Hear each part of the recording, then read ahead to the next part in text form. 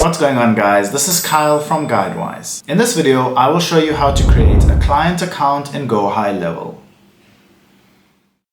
When you're in GoHighLevel, go to the left column and select your business name. Then select Switch to Agency View. Then in the left column again, scroll down to Sub Accounts. Select Create Sub Account. You can then choose the business that you would like to add a sub account for. So we will just choose Finance, then enter the address, then enter first name, last name. You can then enter your client's details, so their name, surname, email address, and then their business name, followed by any other information that you have. Once you have added in all of that information, then at the bottom, just select Add Sub Account. If this video helped, make sure to give it a like and subscribe to GuideWise.